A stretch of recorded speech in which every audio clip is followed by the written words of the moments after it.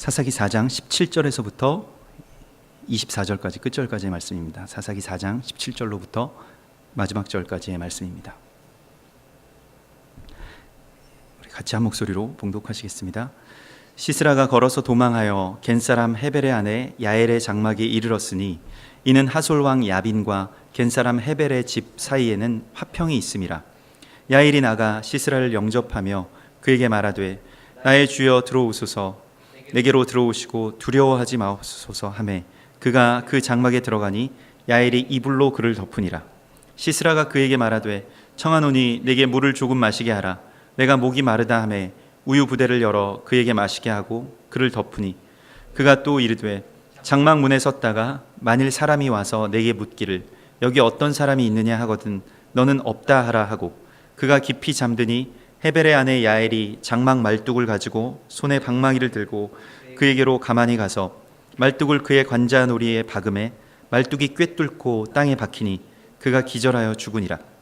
바락이 시스라를 추격할 때에 야엘이 나가서 그를 맞아 그에게 이르되 오라, 내가 찾는 그 사람을 내가 내게 보이리라 하매 바락이 그에게 들어가 보니 시스라가 엎드러져 죽었고 말뚝이 그의 관자놀이에 박혔더라.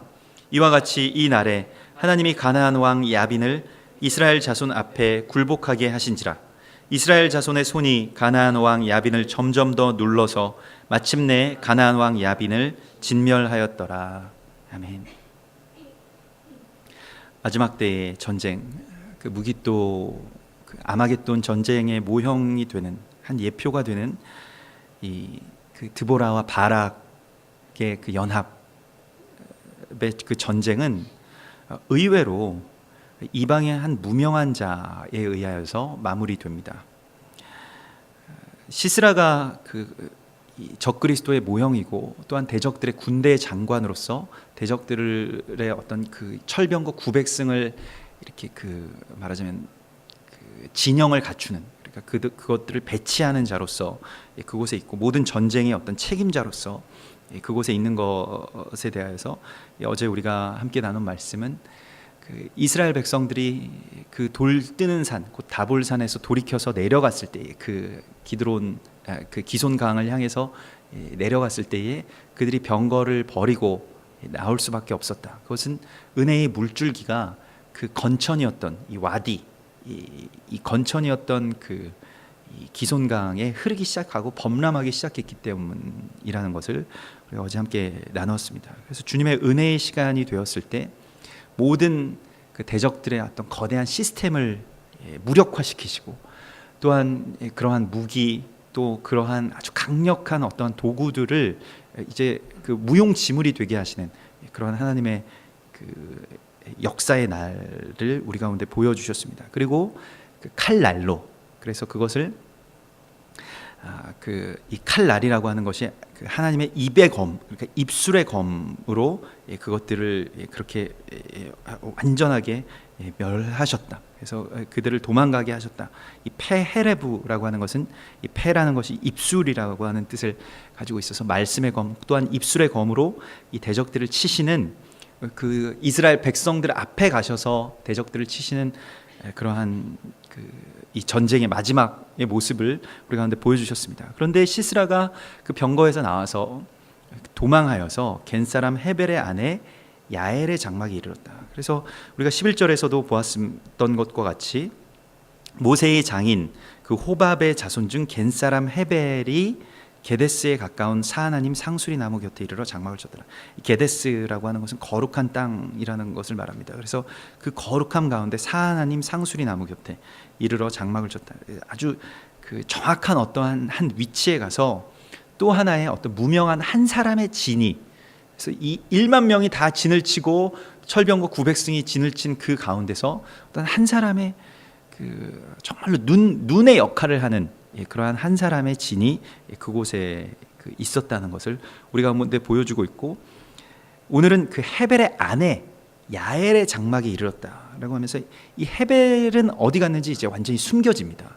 그리고 야엘이 이르러서 그 이 하솔 왕 야빈과 겐사람 헤벨의 집 사이에 화평이 있습니다. 그래서 헤벨은 숨어 있고 지금 야엘이 그를 맞이하러 나갑니다. 시스라를 영접하러 나가는데요. 그것은 그 그 대적의 마음을 그렇게 놓이게 하려고 하는 어떠한 그러한 이 또한 전쟁의 지략이 여기에서 이제 발휘되는 것을 보게 됩니다. 그래서 남자가 와서 맞이했다면 그 야빈이 그곳에서 잠들지는 않았을 거예요. 그러나 헤벨의 아내 야엘, 가장 연약한 자의 모습으로 그 앞에 나아갔기 때문에 그가 완전히 그냥 설령 이 여인이 나를 죽이려고 할지라도 이 여인한테 내가 잠들어도 죽겠느냐 이런 생각을 했던 거죠. 그래서 시스라가 도망하여 겐사람 헤벨의 아내 야엘의 장막에 이르렀다라고 할 때에 이 중요한 것은 무엇이냐면 이 대적의 어떤 잔재가, 그러니까 대적들이 패퇴했다 할지라도 그 우두머리나 또한 그의 어떤 그 불씨가 살아 있으면 대적들을 완전히 물리친 것이 아닙니다. 그래서 항상 그것이 이제 불씨가 되어서 다시 살아나고 대적들이 그렇게 다시 올라오곤 하는 것이 이제 사사기서에 계속 반복되는 것인데, 그 잔재에 대해서 끝까지 이제 진멸하는 것. 그러니까 잔재를 왜 진멸하지 못하였는가? 가나안의 그 남은 족속들을 왜 진멸하지 못하고 그들이 이렇게 남아 있다가 이렇게 클 때까지, 철병거 900승을 만들 때까지 그렇게 방치되었는가 하는 것에 대해서 오늘 주님께서 말씀하시는데요. 결국 그 대적들의 잔재를 끝까지 쫓아서 진멸시킬 수 있는, 그러니까 그냥 어떤 첫 번의 승리가 아니라 마지막의 승리를 완성할 수 있는 그러한 키가 결국에는 이방의 남은 자들에게 있다라고 하는 것을 오늘 주님께서 알려주시는 것입니다. 사사들에게 이 하나님께서 이렇게 임하실 때가 있죠. 주의 영이 임하셔서 사사를 세우게 됩니다. 그리고 주님의 영이 임하실 때에 그들에게 하나님의 영이 임하신다라고 할 때, 우리가 성령의 어떤 감동을 받는다라고 할 때에 성경의 그 단어는 사사기서에서도 성령이 임하셔서 사사들을 세우시는 것으로 그렇게 되어 있는데, 그 성경에서 그 짤라흐라는 단어를 씁니다. 이 짤라흐라는 단어는 성령이 임하셨다라고 하는 것으로 이렇게 번역이 됩니다만은, 그러나 그것이 돌진하다, 그러니까 돌파하다 이러한 뜻을 가지고 있어요. 성령께서는 이미 그런 돌파의 영이십니다. 성령의 다른 이름은 돌진하다, 돌격하다라는 뜻을 가지고 있어요. 그래서 대적들을 향해서 막 돌격하는 영입니다. 그 기를 내고, 성령의 기름 부으심이 부어지면 그런 돌파가 일어나게 돼요. 그런데 그 돌파라고 하는 것이 이 짤라흐라는 단어가 또한 다르게 번역되면 어떠한 번역이 있냐면 형통하다라는 뜻을 가지고 있습니다. 그래서 시편 1편 3절에 시냇가에 심은 나무가 철을 따라 열매를 맺으며 그 잎사귀가 마르지 아니함 같으니 그가 하는 모든 일이 다 형통하리로다 할 때 이 짤라흐를 씁니다. 그러니까 말씀을 주야로 묵상하게 되면 그가 하는 모든 일에 기름 부으심, 성령의 기름 부으심이 임하게 되는데 그것이 형통하게 된다는 것입니다. 이 형통이라고 하는 것이 무엇이냐? 우리가 형통할 때에 돈 많이 벌고 이러한 것들을 생각하지만, 형통이라고 하는 그 한자를 살펴보아도 무엇인가가 돌파되어서 통한다는 거예요. 길이 난다는 것을 말합니다. 시온의 대로가 난다는 것을 말해요. 그래서 여호수아 1장 8절에서도 이 율법책을 내 입에서 떠나지 말게 하며 주야로 그것을 묵상하여 그 안에 기록된 대로 다 지켜 행하라. 그리하면 내 길이 평탄하게 될 것이며 내가 형통하리라. 여기에서도 짤라흐라는 단어를 씁니다. 그게 무엇입니까? 대적을 추적하는, 그러니까 막 대적을 향해서 돌진하는 영을 하나님께서 우리 가운데 주시는 것이, 그것을 진멸시킬 수 있는 것은 성령으로 말미암는 그러한 거룩한 연합, 또한 그 거룩한 돌파 안에서만 가능한 일입니다. 창세기 14장에서도 이 가나안 전쟁이 벌어지게 되는데, 아브라함과 또한 그의 연합군, 그러니까 에스골과 마므레의 형제들과 함께 아브라함이 연합하였을 때, 그 이방의 그 남은 자들과 함께 아브라함이 연합하였을 때 이 그돌라오멜을 쫓아낼 수 있었죠. 근데 그 그돌라오멜을 그냥 단순히 그돌라오멜에게서 자기 조카 롯을 구해온 것에서 그친 것이 아니라, 그들을 쫓아 그 아브라함이 집에서 길리고 훈련된 자, 여기서 길리다라고 하는 것, 훈련된 자라고 하는 것은 예배자들을 말하는 것입니다. 그 318명을 거느리고 단까지 쫓아갔다. 단은 가나안 땅의 가장 북방 경계까지 다 간 거예요. 그러니까 지금 아브라함이 하는 일, 또한 오늘 드보라와 바락이 했던 일, 그리고 오늘 이 헤벨과 야엘이 하는 그런 모든 일은 가나안 전쟁, 가나안의 회복을 위한 전쟁이라고 하는 것을 우리 가운데 말씀하고 있습니다. 그래서 그때에도 그 모든 가나안 전쟁은 마지막 때의 전쟁과 깊은 관련이 있어요. 이 성경의 배경이 되는 모든 전쟁들은 결국에 그렇지 않겠습니까? 하나님의 나라가 회복되는 것이기 때문에 그 모형을 우리 가운데 보여주는 것이고, 그 땅의 회복이라고 하는 것이 오늘날에도 굉장히 중요하고, 또한 하나님의 나라가 회복되는 데 있어서 아주 깊은 그 연관이 있는 것을 우리가 보게 되는데, 그돌라오메르이라고 하는 것도 여신의 종, 그러니까 이 아스다롯의 하수인이라는 뜻을 가지고 있고, 마치 이세벨의 남편인 아합 왕처럼 그렇게 그 대적의 어떤 여신의 그런 그 수하에 놀아나는 어떤 권력자를 말하는 것입니다. 시스라도 마찬가지고요.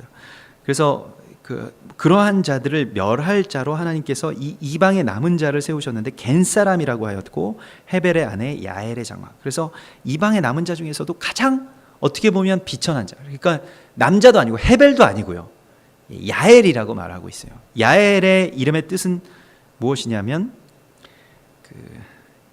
그 들염소라는 뜻을 가지고 있습니다. 광야의 염소라고 하는 뜻을 가지고 있어요. 그냥 그 집에서 키우는 염소도 아니고 광야에서 그 야생 염소를 뜻합니다. 이건 완전한 이방인을 뜻하는 말이에요. 그러니까 이스라엘 사람들은 자신들을 양이라고 생각하고 이방인들을 염소라고 생각합니다. 근데 그 염소 가운데서도 이 광야에 완전히 그냥 뭐 방목도 아니고, 이거는 그러한 그 사람의 수 중에 들지 않는 어떤 들 염소를 말하는데, 그 하나님께서 이 이방 교회, 또 이방 교회의 가장 비천한 자를 한 사람을 택하셔서 이 대적들의 어떤 가장 큰 우두머리를 지금 멸하시는 것을, 그 지혜를 우리 가운데 보여주시는 것이에요.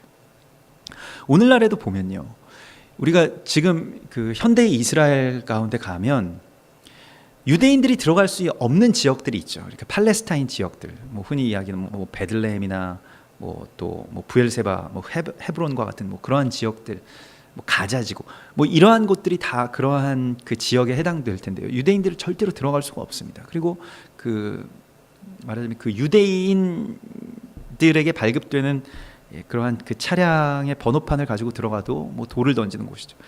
그런데 동양인들은 들어갈 수가 있어요. 우리는 그곳에 그냥 들어가도 별로 큰 해를 받지 않죠. 왜냐하면 유대인들에게는 말할 것도 없고, 또한 팔레스타인 지역에 사는 사람들도 동양인들이 자기들에게 위협이 되지 않는다라고 생각해요. 그리고 이 사람들은 이스라엘 편도 아니고 우리 편도 아니다, 이런 생각을 가지고 있어요. 그리고 오늘 여기서 하솔왕 야빈과 겐사람 헤벨의 집 사이에는 화평이 있습니다. 그러니까 이 화평이라고 하는 것은 위협이 되지 않기 때문에 화평이 있는 거예요. 연약하기 때문에 화평이 있는 것입니다. 무슨 어떤 세력이 되었다면 하솔왕 야빈이 이들도 복속시켰을 거예요. 근데 그런 정도의 사람들이 아니라 그냥 떠돌이 광야에 정말 그 염소처럼 그냥 떠도는 자들이기 때문에 큰 그런 트러블 같은 것이 없죠. 특히 그 중에서도 여자, 여인이 그곳에 들어가게 되면 그들에게 전혀 어떤 위협이 되지 않기 때문에 지금 오늘 야빈의 무장이 그대로 해제되는 것이죠. 이 마지막 때에 오늘 이 이방의 남은 자들인 우리에게, 또한 교회에게, 또한 특별히 이 동양의 한국 교회에게 주시는 메시지가 바로 이것입니다. 우리가 웬만한 선교 국가들에 다 들어갈 수 있거든요. 그 선교 금지 국가에도 우리가 들어가서 선교를 하는데, 그 동양인들이 들어가는 것에 대해서는, 그러니까 서양인들, 그러니까 서양인처럼 생긴 사람들, 미국인이든 영국인이든 아니면 어쨌든 그 서양 사람처럼 보이는 사람들에게는 어떤 경계가 있죠. 동양 사람들은 그냥 신기하고 체구도 작고 또 이렇게 별 볼 일 없어 보이기 때문에 들어가도 큰 경계가 없습니다. 그게 우리의 무엇입니까? 우리의 가장 큰 강점이라는 것이에요. 이것을 포기해서는 안 되는 것입니다. 특별히 이방의 남은 자들, 또 연약한 여인과 같은 교회가 될 때에만 대적의 그 머리를 그렇게 짓밟을 수가 있는 것이죠. 그 머리를 상하게 할 수가 있는 것이죠.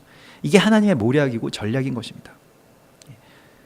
그러니까 1만 명의 어떠한 그러한 그 집회도 필요하겠지만은 그 1만 명이 죽일 수 없는 그러한 대적들의 잔재가 있습니다. 이것은 또한 이와 같이 이방에 남은 어떤 그 가장 연약한 한 사람이 그것을 그러한 영광을 받을 수 있다라고 주님께서 우리 가운데 말씀하세요. 그래서 여기서 이제 겐 사람이 나오는데 이 겐 족속에 대하여서 예전에도 몇 번 나누었습니다만은 이 겐 족속은 이 레갑 가문의 그러니까 레갑 족속, 뭐 겐 족속, 레갑 족속 다 이방의 남은 자들을 그렇게 뜻하고 이 성경의 역사에 있어서 이방인들은 두 종류의 이방인이 있습니다. 그러니까 첫 번째는 이와 같이 그 우상 숭배의 그 제단을 강요하는 이방인들. 그러니까 그것은 진멸되어야 됩니다. 가나안 족속들처럼 그들이 남아 있으면 우상 숭배의 어떤 그 불씨가 되어서 그렇게 타오르게 되는 그러한 이방인들이 있는가 하면 이 겐 족속이나 또한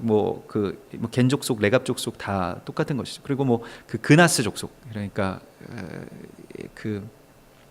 이 갈렙의 계통이었던 그 그나스 족속처럼 이스라엘과 연합하고 합력하여서 또한 결정적인 이스라엘의 승리에 아주 결정적인 그 예리한 창을 꼽는 자들이 있어요.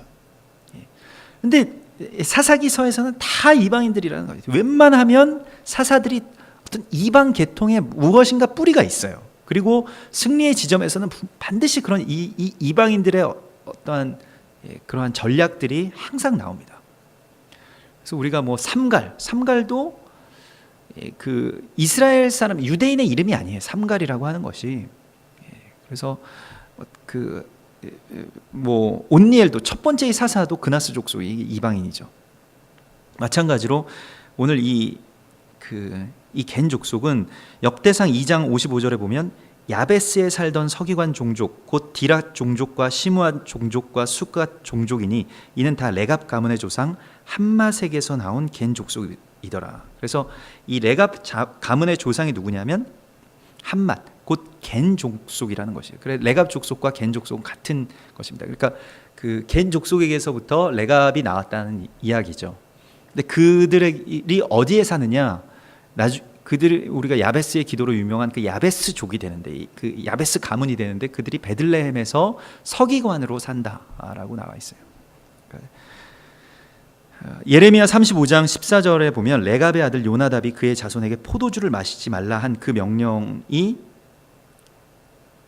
이제까지 실행되도다. 그 선조의 명령을 순종하여 오늘까지 마시지 아니하거늘 내가 너희에게 말하고 끊임없이 말하여도 너희는 내게 순종하지 아니하였도다. 예레미야가 레갑 사람의 가문에게 이르되 만군의 여호와 이스라엘의 하나님께서 이와 같이 말씀하시기를 너희가 너희 선조 요나답의 명령을 순종하여 그의 모든 규율을 지키며 그가 너희에게 명령한 것을 행하였도다. 그러므로 만군의 여호와 이스라엘 하나님께서 이와 같이 말씀하시니라 레갑의 아들 요나답에게서 내 앞에 설 사람이 영원히 끊어지지 아니하리라. 내 앞에 설 사람이라고 하는 것은 레위인, 제사장과 같은 예배자들을 말하는 것입니다. 그래서 레갑 가문에게서 이방의 남은 자들을 통해서 하나님께서 역사하시는 것을 우리 가운데 보여주시고 있고 열왕기하 10장에서도 보면 그 이세벨을 치는 그러니까 그 이세벨의 그 모든 세력들 그 아합의 군대를 물리치는 그 예후가 만난 사람이 누구냐면 열왕기하 10장 15절에서 레갑의 아들 여호나답을 만난지라. 그래서 이 그에게 안부를 묻고 그에게 이르되 내 마음이 내 마음을 향하여 진실함과 같이 내 마음도 진실하냐. 그 이방과 이스라엘 유대의 연합을 말하는 것이에요.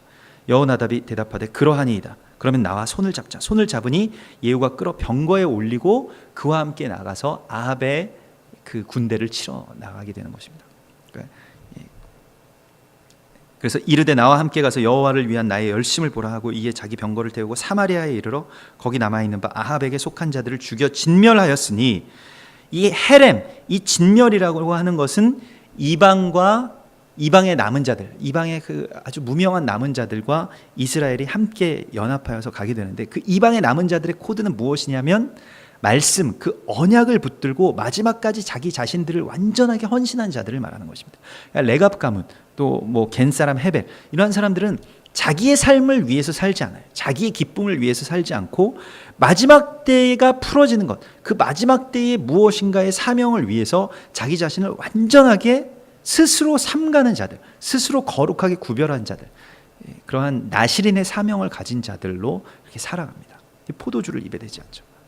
그러니까 교회가 그 연약함 가운데서도 끝까지 뭐 계시록에 나온 빌라델비아 교회처럼 연약하지만 마지막까지 하나님의 언약을 붙드는 교회가 되면 마지막에 하나님께서 정말 중요한 일에 쓰임을 받습니다. 우리가 그러한 사명을 받았다고 저는 믿습니다. 그러니까 우리가 그러한 연약한 자의 사명, 또한 이 겟사람 헤벨의 아내와 같은 그러한 그 들염소와 같이 그냥 어디에 뭐 소속된 것도 아니고, 또한 유명한 것도 아니고, 그리고 어디에 뭔가를 큰 일을 벌일 수 있을 만큼 위협적인 것도 아니지만 마지막 때에는 결국 대적들의 머리를 치는 그러한 그 사명으로 우리를 하나님께서 사용해 주실 것을 오늘 이곳에서도 이 말씀 가운데서도 우리 가운데 그렇게 약속하고 계시는 것입니다. 그래서 야엘이 시스라를 영접하여 말하되 나의 주여 들어오소서, 내게로 들어오시고 두려워하지 마소서. 뭐 별로 두려워할 것이 없으니까 시스라가 그 장막으로 들어가죠. 그래서 예수님께서도 우리에게 그러한 전략을 보여주신 것이잖아요. 그러니까 우리가 마음만 먹으면 언제든지 얘는 죽일 수 있다라고 하는 정도의 그 연약함으로 예수님께서 그들 가운데 들어가셨기 때문에 모든 무장이 다 해제되는 것이죠. 그리고 거기에 승리가 있는 것입니다. 오늘 19절의 말씀에서 시스라가 그에게 말하되 내가 청하노니 내게 물을 조금 마시게 하라. 이 물, 마임을 달라고 이야기하는데, 물을 달라고 이야기하는데, 내가 목이 마르다 하는데 야엘이 무엇을 줍니까? 우유 부대를 열어 그에게 마시게 하고 그를 덮습니다. 우유라고 하는 것은 이제 할라브라고 하는데 이것은 그 젖을 말합니다. 그래서 가나안 땅을 흔히 출애굽기에서는 젖과 꿀이 흐르는 땅이다 이렇게 말씀하고 있죠. 이 젖이라고 하는 것은 무엇입니까? 말씀을 말하는 것이에요. 대적에게 말씀을 먹인 것입니다.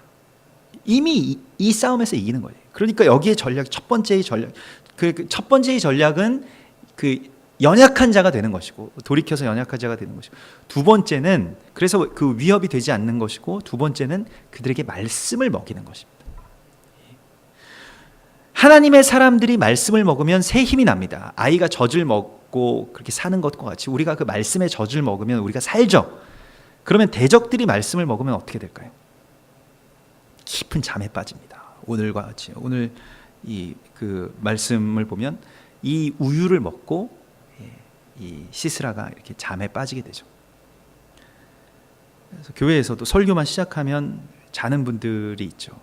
그거 굉장히 어떤 영적인 의미를 가지고 있습니다. 근데 그 졸려서 자는 게 아니라 그 말씀을 맞게 하는 어떤 그런 결박들이 있어요. 대적들이 그렇게 하는 겁니다. 근데 뭐 예전에 그 남편을 항상 데리고 오는데 항상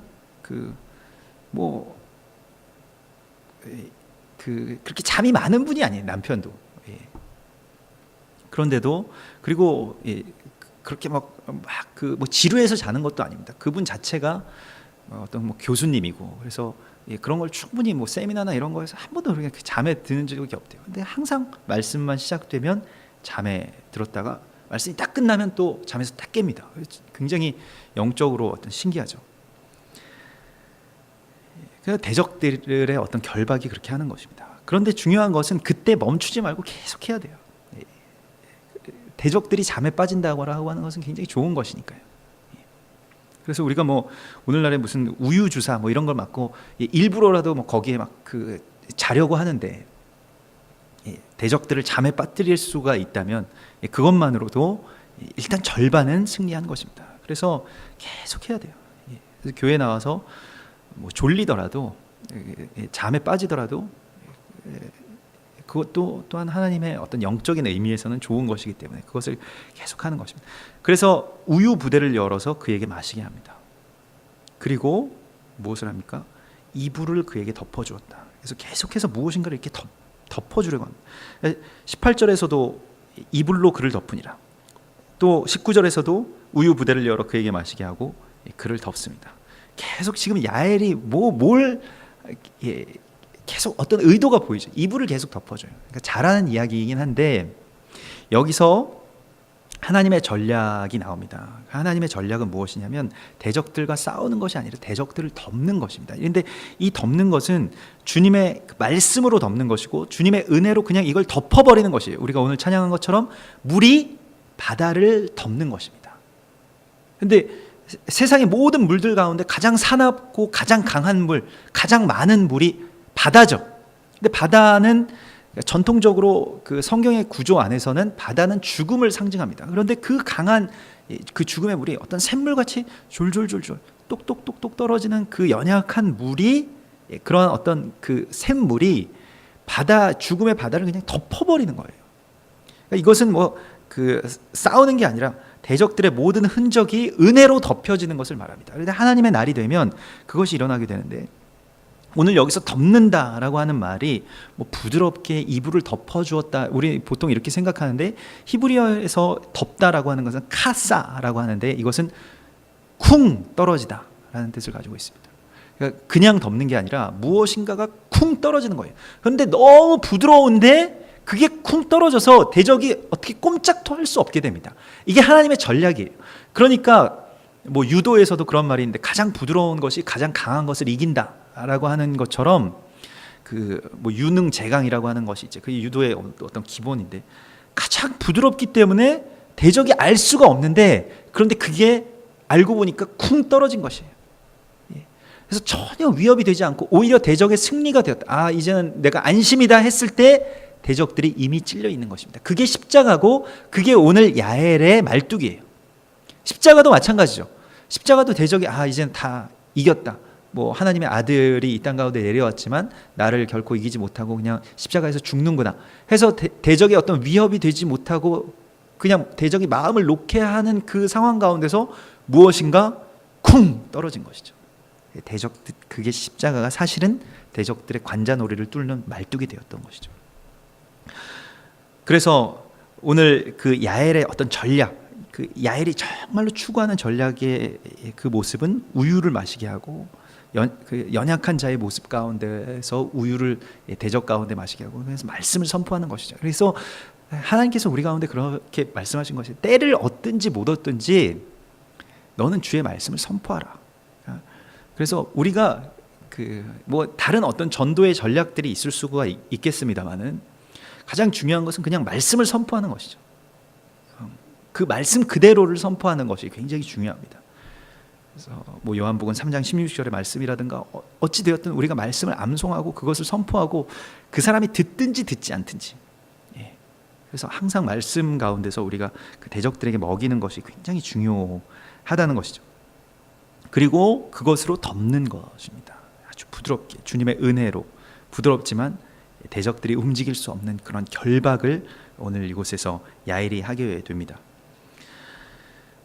그래서 21절에 그가 깊이 잠드니 헤벨의 아내 야엘이 장막 말뚝을 가지고 손에 방망이를 들고 그에게로 가만히 가서 말뚝을 그의 관자놀이에 박으매 말뚝이 꿰뚫고 땅에 박혔다. 그래서 그가 죽습니다. 이 야엘이라고 하는 이름을 야생염소라고 하는 것을 나누었습니다. 무명의 이방인 여인, 그리고 우리가 그러한 야엘의 코드를 지니고 있다라고 하는 것을 주님께서 우리 가운데 말씀하시는데, 그가 손에 든 것은 바로 말뚝이었습니다. 이 말뚝은 히브리어로는 야테트라고 하는데, 이사야서 54장 2절에 보면 내 장막터를 넓히며 내 처소의 휘장을 아끼지 말고 널리 펴되 너의 줄을 길게 하며 너의 말뚝을 견고히 할지어다. 이것은 예배자의 어떤 장막을 지탱하는 말뚝을 말하는 것입니다. 그런데 이 말뚝이 그럼 뭐냐? 곧 아주 신실한 그런 예배, 또한 기도와 간구, 이 가운데서 하나님의 거룩한 장막을 지탱할 수 있는 이 말뚝이 나오게 되는 것인데, 말뚝이라고 하는 것의 그런 그 의미를 더 추적해 들어가다 보면 무엇과 만나게 되냐면 창세기 15장 6절과 만나게 됩니다.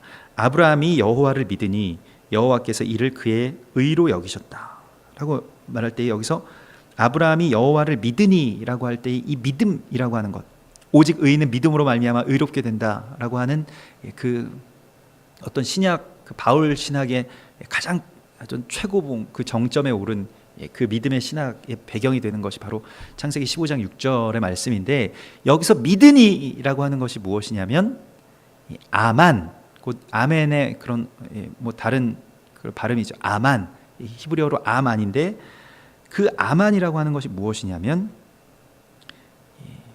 말뚝을 박아 장막을 지탱하다라고 하는 뜻을 가지고 있습니다. 아만이라고 하는 그 말 자체가 원래는 말뚝을 박아서 장막을 지탱하다. 그러니까 이 텐트를 칠 때 그 포를 그 말뚝을 딱 박아야지만이 장막이 팽팽하게 완전하게 되는 것처럼 그게 아만이라는 것이에요. 그러니까 믿음이라고 하는 것은 무엇이냐? 장막을 지탱하는 것을 말하는 것입니다. 그게 무엇입니까? 장막은 무엇을 의미합니까? 예수 그리스도를 말씀하는 것이죠. 그래서 그 믿음, 그 말뚝이라고 하는 것은 무엇이냐면 예수 그리스도의 믿음이라고 하는 것입니다. 그래서 헬라어로는 피스투스. 그래서 그 최근에 이제 연재가 끝난 뭐 교회를 부탁해라고 하는 그 헤븐리 스파이의 그 하라쉼 그 지체들이 쓴 그러한 그 만화 그 가운데서 이에 대해서 나오죠. 그러니까 우리가 믿음이라고 하는 것은 그리스도에 관해서 믿는 것이 아니라 예수님에 대해서 믿는 것이 아니라 예수님의 믿음을 갖는 것이다. 그래서 피스투스 크리스투스라고 하는 그 마지막 어떠한 그 교회 열쇠를 그곳에서 그렇게 만나게 되는데요. 무엇이냐면 믿음이라고 하는 것은 나의 강한 의지가 아니에요. 내가 어떤 결단한 것이 아닙니다. 그건 믿을 수가 없는 것이에요. 내 자아를 우리가 믿어서는 안 됩니다. 내 이성을 믿어서는 안 돼요. 금방 무너집니다. 말세에 미혹하는 자들이 나오게 되면 이적과 기사를 행하게 될 것인데 다 무너지게 돼 있어요. 뭐 대학 교수들, 뭐 의사, 뭐 저명한 사람들, 뭐 사회적인 뭐 저명가들 그런 사람들이 왜 이단에 빠지고 이단에 무너지는지 아십니까? 뭐 그거 전도하면 다 거부감을 갖죠. 우리가 이단에 대해서 거부감을 갖는 것처럼 모든 그런 분들도 다 이단에 대해서 거부할 것입니다. 그런데 그 지성적인 분들, 그 교만한 분들이 어떻게 무슨 신천지나 뭐 그런 이단들에 넘어지느냐, 뭐 통일교회에 그렇게 빠지게 되느냐? 거의 좋아서 빠지는 게 아닙니다. 거기에 이적과 기사가 일어나요. 실제로 자기의 뭐 아이가 그곳에서 뭐 치유를 받는다거나, 뭐 예언이 성취된다거나 이런 일들이 일어나요.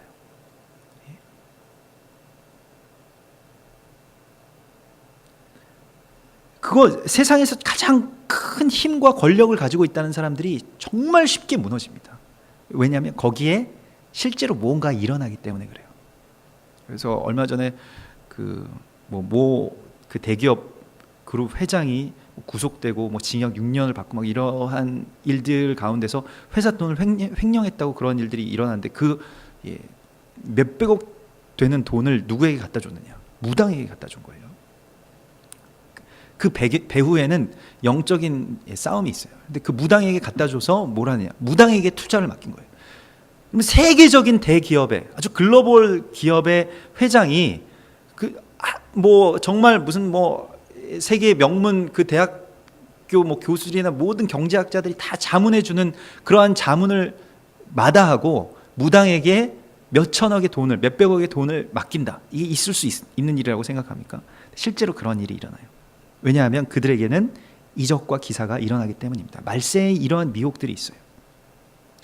그렇기 때문에 우리가 받아야 되는 것은 무엇입니까? 나의 어떤 의지, 나는 예수님을 믿습니다 라고 하는 것에 그걸 의지해서는 안 돼요. 예수 그리스도의 믿음이 나의 자아를 몰아내고 내 안에 자리를 잡으셔서 그 장막을 지탱하는 말뚝이 되는 것입니다. 이것이 믿음입니다. 믿음의 주는 그리스도예요. 믿음의 주요 또 온전케 하시는 이는 오직 예수 그리스도이신 것입니다. 믿음의 주가 내가 아니에요. 보통 우리는 믿음의 어떤 주인은 나라고 생각해요. 내가 주님을 믿으면 내가 의롭게 된다라고 생각하지만 믿음의 주는 예수 그리스도이신 것입니다. 그래서 예수 그리스도께서 내 안에 그렇게 부어주시고 완전히 연합돼서 내 안에 들어오셔서 나의 주관자가 되실 때 그 안에서 믿음이 일어나는 거예요. 나에게는 그런 믿음이 없죠. 그게 믿음인 것입니다. 그래서 그 믿음이 바로 오늘 이 야엘이 든 말뚝인 것입니다. 이 말뚝으로 대적의 관자놀이에 박습니다. 관자놀이라고 하는 그 단어가 그 영어 뭐 헬라어를 찾아보면 영어 성경을 보면 템플이라고 나옵니다. 신전, 성전. 그러니까 대적의 신전, 성전을 이 이 관자놀이의 그 어원이 같아요. 왜 그러냐면 조금 더 들어가 보니까요. 이 라틴어 의 어원이 템푸스에서 나온 것인데, 이 템플이라고 하는 것이 템푸스에서 나온 것인데, 이 템푸스는 우리가 오늘날 얘기하는 것처럼 템포, 이 시간에 나오는 것입니다. 관자놀이를 만져보면 맥박이 탁탁탁탁 뛰는 것이 느껴지는 것처럼 시간의 성전을, 시간의 신전을, 이 신전의 말뚝을 꼽는 것을 말해요. 그래서 이 여호와의 회막, 그 거룩한 성막도 오헬 모에드라고 이야기하는데, 그것은 절기의 장막이라고 직역하면 그렇게 번역할 수가 있습니다. 그러니까 절기, 시간의 거룩한 신전을 말하는 것이. 그러니까 결국에는 그 싸움입니다. 하나님의 시간 가운데로 들어가는, 그 카이로스 가운데로 들어가는 것을 말하는 것이에요. 그래서 우리가 지금 살아가고 있는 이 시간 가운데서 대적은 결코 그 하나님의 시간 가운데로 들어가지 못하도록, 하나님의 날이 임하게 하지 못하도록 그냥 어떤 평범한 시간을 살아가도록 주관합니다. 그냥 육체의 시간, 그냥 고깃 덩어리들이 항상 살아가는 그 시간 가운데 머물도록 이야기하는데, 우리가 그리스도의 믿음을 가지고 대적의 이 시간의 그러한 그 관자놀이를 정말로 이렇게 박아버리는 거예요. 그래서 하나님의 거룩한 오헬 모에드, 거룩한 장막을 세우는 것입니다. 이 싸움이 우리 가운데 있다는 것이에요. 시간의 싸움인 것이. 그러니까 뭐 시간에 쫓기는 싸움이 아니라 육체의 시간이냐 아니면 하나님의 시간이냐, 이 싸움 가운데로 들어가는 거예요. 그 하나님의 시간이 선포되어야만, 하나님의 시간이 열려야만 대적들을 물리칠 수가 있습니다. 우리가 지금 두 개의 시간의 어떤 그 싸움 가운데 있는 것이에요. 대적들은 우리가 그 육체의 시간 가운데서 계속 흘러가다가 그냥 딱 죽게 만들죠. 헬라적인 어떤 시간, 그 짐승의 시간 가운데 우리가 있게 만드는데, 그런데 우리가 그리스도의 믿음을 가지고 나아가서 정말로 연약한 자로, 또 뭐 정말 이 광야의 염소와 같이 이 유리하는 자처럼 보이지만은 하나님의 때를 기다리고 있으면 정확하게 이 말뚝을 꼽을 수 있는 그 때가 옵니다. 그러니까 어느 한순간 딱 교차되는 때가 와요. 그때 정확하게 그 지점에 꼽을 수 있는 것, 그것이 지혜이고 하나님께서 오늘 우리 가운데 주신 사명이라는 것입니다. 그게 꼽혀지면요, 마지막 때가 풀어지게 됩니다. 그러니까 하나님의 그 욤, 그 하욤, 그 날이 풀어지게 되는 것이에요. 바로 그 날이 오는 것입니다. 그래서 마지막 때를 예비하는 자들이 이와 같이 중요한 것이에요. 그러니까 어떤 세계의 역사가 전체적으로 쫙 흘러가고 있고, 거기에 나는 너무 보잘것없는 것처럼 보이는 존재라 할지라도 중요한 것은 누구에게 있습니까? 하나님의 시간의 이 대적들의 시간의 그 성전, 대적들의 그 시간의 신전의 그 정확한 그 관자놀이에 말뚝을 꼽을 수 있는 그 한 사람 필요한 것입니다. 그것이 바로 야엘이고, 그것이 바로 우리인 것이에요. 하나님의 그 거룩한 시간의 성전을 세울 수 있는, 그 믿음의 역전의 승리를 선포하는 주님의 사람, 이러한 돌파를 주님께서 오늘 우리 가운데 주시겠다고 약속하시는 것입니다.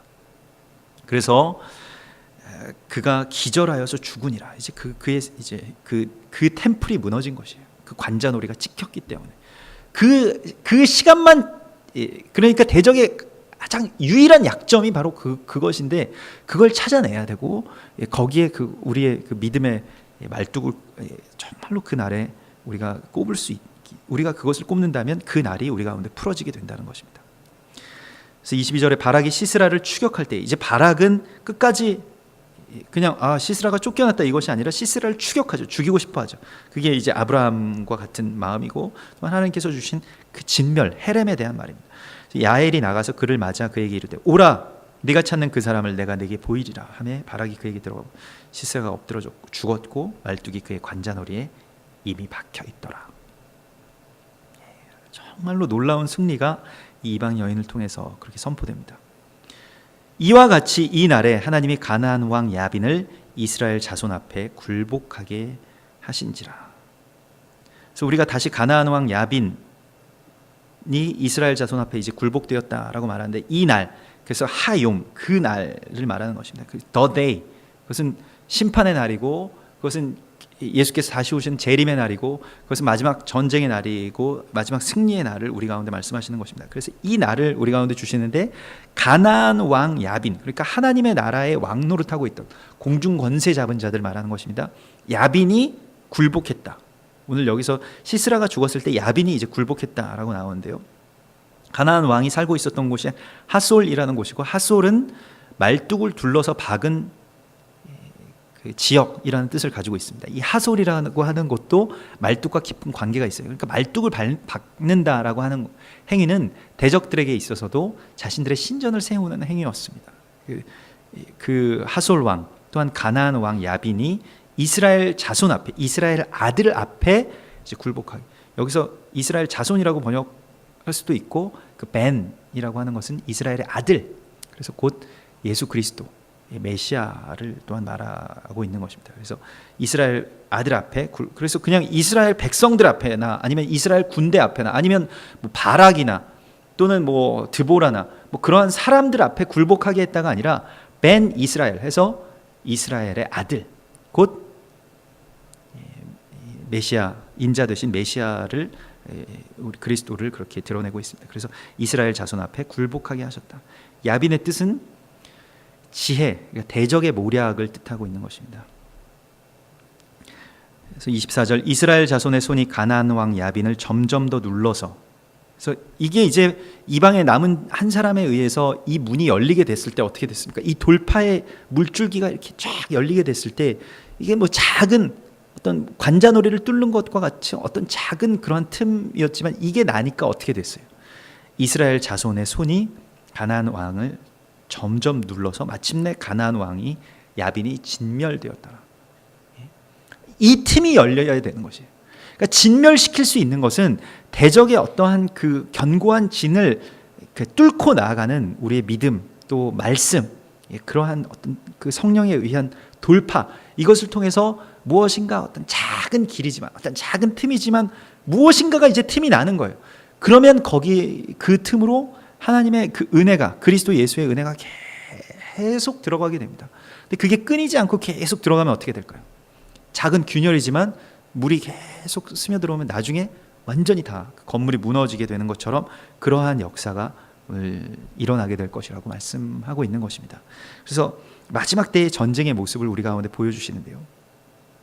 큰 전쟁이고 뭐 대규모 뭐 세계 정부고 뭐 음모론이고 뭐 이러한 것들 가운데서 우리에게 주신 지혜는 따로 있다는 것이에요. 우리가 믿음을 지키고 그리스도의 믿음을 가지고 늘 그것을 간구하고 또한 그 지혜 안에서 그저 순종하고 또 유리하는 자로, 그냥 나그네로 그냥 나의 삶을 돌보지 아니하고 하나님의 그 마지막 때를 위해서 자신을 온전하게 드린 이 겐 족속, 이 레갑 가문과 같이, 레갑 가문은 대대로 그렇게 살았어요. 언약을 붙들고 살았습니다. 지금의 기쁨을 거부하면서, 이 포도주라고 하는 것은 세상의 기쁨을 말하고 현재의 기쁨을 말하는데 그걸 거부하면서 마지막 때에 그 소망을 가지고 살았다는 것입니다. 오늘 우리가 지금 현재 그 나의 모습, 그것에 아랑곳하지 않고 마지막 때를 붙든다면 어떻게 될까요? 하나님은 우리를 이 시대의 야엘로 삼으실 것입니다. 하나님은 우리를 이 시대의 그러한 야엘과 같이 대적들의 관자놀이, 그 시간의 템플, 시간의 이 신전을 파괴할 거룩한 주의 무기로 우리를 삼으셔서 하나님의 나라를 선포할 수 있는, 또한 하나님의 시간을 선포할 수 있는 그러한 거룩한 주님의 도구, 주님의 그 용사의 심장을 이 연약한 이방의 여인에게 허락하여 주실 것이라고 말씀하십니다. 우리 같이 기도하겠습니다.